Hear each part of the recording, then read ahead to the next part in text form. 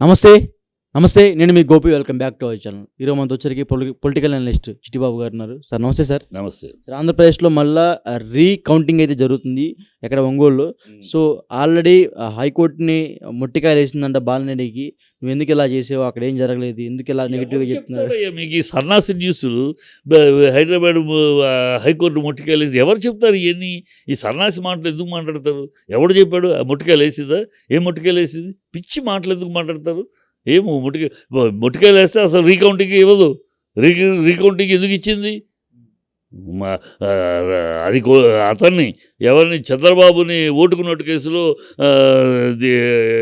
దీనిగా చేర్చాలని దోషిగా చేర్చాలంటే దానికి అంది వాళ్ళని, నాటు బాలినేని కాదు. అతను ఉన్నాడు కదా, అతను వేస్తే అతన్ని అనవసరంగా మీరు ఆ విషయాన్ని ఇక్కడ తీసుకురావద్దు, అది అక్కడ జరుగుతుంది, మీరు ఇక్కడ తీసుకురావద్దు, రాజకీయాల కోసం కోర్టు సమయాన్ని వాడద్దు అని చెప్పి ఆయన అన్నాడు. ఆయన దీన్ని ఇంక్లూడ్ చేయాలి, చంద్రబాబును కూడా ఆ కేసు పెట్టి ఇంక్లూడ్ చేయాలని అంటే దానికి అన్నారు. అది అక్కడ జరుగుతుంది, అది ఇక్కడ కాదు, దీన్ని ఇక్కడ తీసుకొచ్చి మీరు పెట్టి మళ్ళీ ఇప్పుడు మొత్తం ఆంధ్రప్రదేశ్ మొత్తం సేమ్ అలానే జరిగితే మళ్ళీ రీయాక్షన్ జరుగుతుంటారా? రీకౌంటింగ్ జరిగితే తెలిసిపోద్ది. ఈ నాలుగు ఉన్నాయి, ఆల్రెడీ కంప్లైంట్లు ఉన్నాయి. ఇప్పుడు ఒంగోలు స్టార్ట్ అవుతుంది, మిగతాయి కూడా ఒంగోలులో ఏం లేదంట. ఆల్రెడీ కొన్ని వార్తలు వచ్చినాయి. ఎవరు టీడీపీ ఆఫీస్ నుంచి వచ్చి ఉంటుంది వార్తలు ఏమీ లేదని. వాళ్ళు ఏమీ లేదని మొదటి నుంచి అంటున్నారు కదా, ఏమీ లేదని అంటారు. అనకేం చేస్తారు? చేసింది మేము తప్పు చేసాము అంటారు ఎవరన్నా. తప్పు చేయలేదు కనుక ఏమీ లేదు అంటూనే ఉంటారు. అంటే 33,000 పైచలకు ఓట్లతో బాలినేని ఓడిపోయాడు. అక్కడ 82 లక్షల ఓట్లు మిస్సింగ్ లెక్క. ఉండవల్లి ఆధారాలతో చెప్పాడు, ఇంకో ఆయన ఆధారాలు చెప్పాడు. అరుణ్ కుమార్ ఉండవల్లి ఆధారాలతో చెప్పాడు, ఉండవల్లి అరుణ్ కుమార్ గారా? అరుణ్ కుమార్. అలాగే ఆయన తెలకపల్లి రవి లైవ్లో ఫోన్ చేసి మాట్లాడదాం. తెలకపల్లి రవి చెప్పాడు. తెలకపల్లి ఆయన కమ్యూనిస్టు, ఆయన బీజేపీ. ఉండవల్లి అరుణ్ కుమార్ గారితో ఈ విషయం ఆయన లక్షల ఓట్లు మిస్ అయ్యని చెప్తున్నారు కదా మీరు. వీడియోలు చూడవయ్యా, వీడియోలు చూడు, ఆయన వీడియోలే ఉన్నాయి. ఎప్పుడు పెట్టారు ఆయన వీడియోలు చూడు, ఎప్పుడో చాలా రోజులు చెప్తున్నాడు ఆయన. వీడియోలు చూడు, ఆయన కూడా నిన్న కూడా వచ్చినాయి ఆయన వీడియోలు ఈఎంఐల మీద.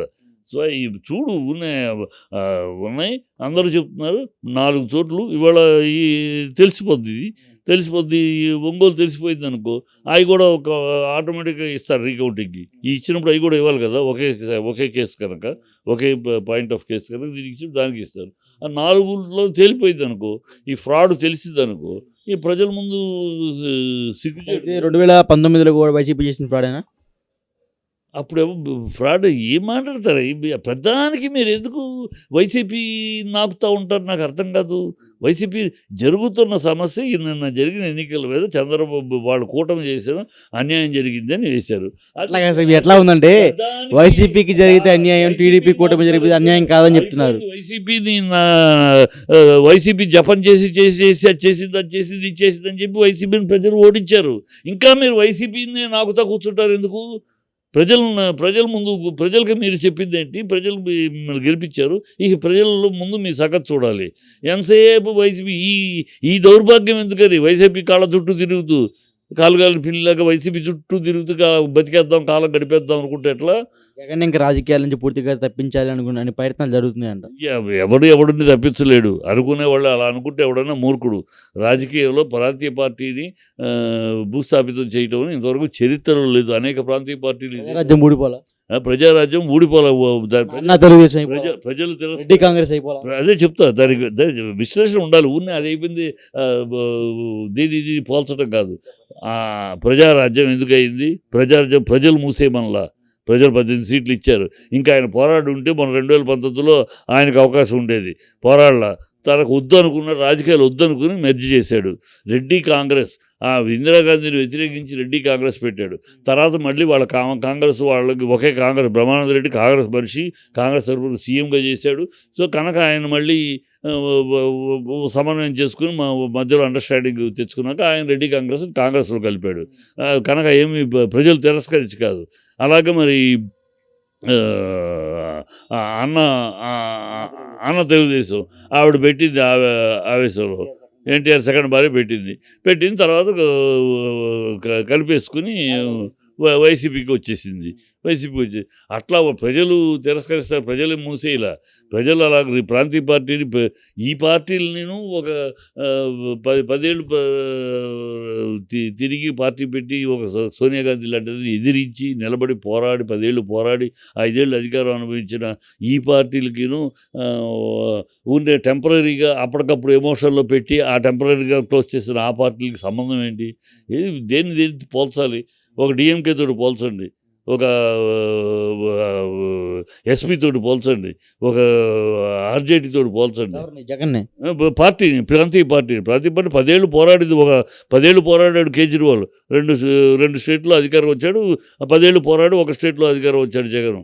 ఈ పోరాడు వచ్చిన పార్టీలు ప్రాంతీయ పార్టీలు. అదే కేజ్రీవాల్ మీరు ఏ పార్టీకి అయితే బాగా సపోర్టివ్గా ఉంటారు? టీఆర్ఎస్ పార్టీకి సంబంధించిన కవిత వాళ్ళిద్దరు లెక్క స్కామ్లో ఢిల్లీకి వెళ్ళారు.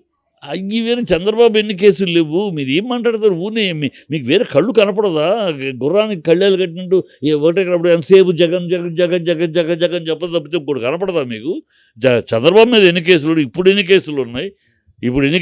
చంద్రబాబు మీద? ఔటర్ రింగ్ రోడ్ ఏంటి, స్కిల్ డెవలప్మెంట్ ఏంటి, రెండే కదా గతంలో. ఇప్పుడు సంగతి చెప్పండి సార్, రెండే కదా ఇప్పుడు ఉన్నాయి కదా, స్కిల్ డెవలప్మెంట్ 2 ఉన్నాయి. గతంలో 18 కేసులు ఉన్నాయి. ఆల్రెడీ ఆస్తుల మీద కేసు హియరింగ్కి వస్తుంది. ఓటుకున్నట్టు కేసులో ఉన్నాడు. ఓటుకున్నట్టు కేసులో కూటమి గవర్నమెంట్ చంద్రబాబు ఒక్కడే, పవన్ కళ్యాణ్ కూడా ఉన్నాడు. పవన్ కళ్యాణ్కు అందుకనే పవన్ కళ్యాణ్ అడుగుతుంది, నువ్వు నీతిగా నిజాయితీగా రాజకీయం చేయడానికి వచ్చావు కదా, నువ్వు చంద్రబాబు పక్కన చేరి చంద్రబాబు చేసే తప్పులకు తాళం ఎందుకు వేస్తున్నావు? నువ్వు అడగాలి కదా, నిలదీయాలి కదా. మనం అన్నాము 10 మందిలో పబ్లిక్ మీటింగ్లో మాట్లాడాము, మనం ఇవ్వాలి. ఇలా 32,000 మంది అని తప్పు చెప్పాను నేను. ప్రజలను క్షమాపణ కోరాలి ఖచ్చితంగా. అలాగే చంద్రబాబు నిలదీయాలి. మనం అందరం కలిసి ప్రామిస్ చేసాం, మీటింగ్లో మాట్లాడాం, మీరు మాట్లాడారు, నేను మాట్లాడాను. ప్రజలకు మనం సమాధానం చెప్పాలి. ఇప్పుడు మాట మారిస్తే ఎట్లా? డబ్బులు లేవని ఆ రోజు మనకు తెలియదా? మనం అంత వీపీలమా? డబ్బు ఉందో లేదో కూడా తెలియని వీపీ స్థాయిలో ఉన్నాము రాజకీయాల్లో. ఒక అధికారులు ఎన్నికల్లో పోటీ చేస్తున్నామంటే వాళ్ళు వీపీ అయితే మరి మిగతా పార్టీ వాళ్ళు ఏమవుతారు? అదే మరి వీళ్ళే వీపీలుగా మాట్లాడితే ఎట్లా? ఎన్నికల్లో పోటీ చేస్తున్నామంటే, ఏ పార్టీ అయినా ఎన్నికల్లో పోటీ చేస్తున్నామంటే మన అధికారంలోకి వస్తే పరిస్థితి ఏంటని ముందే అవగాహన ఉండే పోటీ చేస్తారు. వచ్చినాక చూసుకుంటాం అనేది అప్పుడే తెల్లారి రాజకీయాలు పెట్టిన పార్టీలు. మీలాగా అనుభవం ఉన్న పార్టీలు ముందే అవగాహన ఉంటుంది. అవగాహన ఉండే మాట్లాడాలి ఏదైనా సరే. 40 ఏళ్ళ అనుభవము, 14 ఏళ్ళు సీఎంగా ఉన్న హెడ్గా ఉన్నావు కూటమికి. నువ్వు అక్కడ పురంధేశ్వరి మళ్ళీ ఆవిడ మినిస్టర్గా చేసింది, ఆవిడ మినిస్టర్గా చేసే అనుభవం ఉంది. మీరంతా పవన్కి అనుభవం లేకపోవచ్చు, మీ అనుభవం మీరు కూర్చొని పథకాలు చెప్పేటప్పుడు కానీ ఆర్థిక విధానం మీద ఏముంది, ఎంతవరకు ఉంది, మనం ఏం చేయగలం ఆలోచించగల చెప్పాలి. మేము ఏదో చెప్పేస్తాం, తర్వాత చూసుకుందాంలే, జనాలను భ్రమలోకి తీసుకెళ్దాం, మభ్య పెట్టేద్దాం, తర్వాత చూసుకుందాంలే అని ఒక దౌర్భాగ్యపు రాజకీయం తప్పితే వీళ్ళు ఏం చేస్తున్నారు? ఇవాళ ఖచ్చితంగా ఒంగోలు తేలుతుంది, తర్వాత కూడా తేలితే ప్రజలు నిలదీస్తున్నారు, ఎక్కడికెక్కడ అడుగుతున్నారు. మేము ఓట్లు వేసాము, మాకు ఎందుకు సీట్లు రాలేదు? 40% ఓట్లు అంటే మామూలు కాదు. అతను తిరస్కరించే ఒక అపోజిషన్ పార్టీని ప్రజలు తిరస్కరిస్తారంటే 40% ఓట్లు ఇవ్వరు. అంటే 40% అంటే 5 కోట్ల ఆంధ్రుల్లో 2 కోట్ల మంది వేసినట్టు. 3 కోట్లు మీకేస్తే 2 కోట్ల మంది ఇక్కడికి వేశారు. అదే 40%. మన 40% ఓట్లు వచ్చింటే ప్రజలు మూకముడిగా తోసేసినట్టు కాదు కదా. అది దృష్టిలో పెట్టుకోవాలి. ఊరినే మీరు గెలిచారంటే గెలిచారు. రకరకాల కారణాలు మీ గెలుపుకి. మీ అబద్ధాలు ఒక కారణం, మీ అరాచకం ఒక కారణం. ఏ పార్టీ గెలిచినా సరే ఆ పార్టీకి ఒక రకరకాల కారణాలు ఉంటాయి డెఫినెట్గా. సో కమ్మ కాపు కాంబినేషన్ ఒక కలిసి రామారావు గారి పీరియడ్ తర్వాత కమ్మ కాపు కలిసి లేరు. ఈసారి ఫస్ట్ టైం మళ్ళీ రామారావు గారి పీరియడ్. అందుకని రామారావు గారి పీరియడ్లో కూడా అంత ఉధృతంగా వచ్చింది ఆయన ఫస్ట్ టైం కంటెస్ట్ చేసినప్పుడు. కాపు కమ్మ అసలు భేదాలు లేకుండా కలిసిపోయారు. ఆ తర్వాత మళ్ళీ చంద్రబాబు పుణ్యమా అని చంద్రబాబు వాళ్ళని విడదీశాడు. చంద్రబాబుతో డివైడ్ అయ్యాడు కదా, విడదీసి వాడు కాపులు అలా చెదిరిపోయారు ఒక కూటమిలో. మళ్ళీ వాళ్ళ పవన్ కళ్యాణ్ పుణ్యమా అని మళ్ళీ కాపు కమ్మ కలిశారు. అది అదృష్టం అనుకోవాలో, ఆంధ్ర దురదృష్టం అనుకోవాలో మీరు గెలిచారు. అది గెలిచింది ఏదో తంతి గాలిబుట్లో పడ్డా గెలిచారు.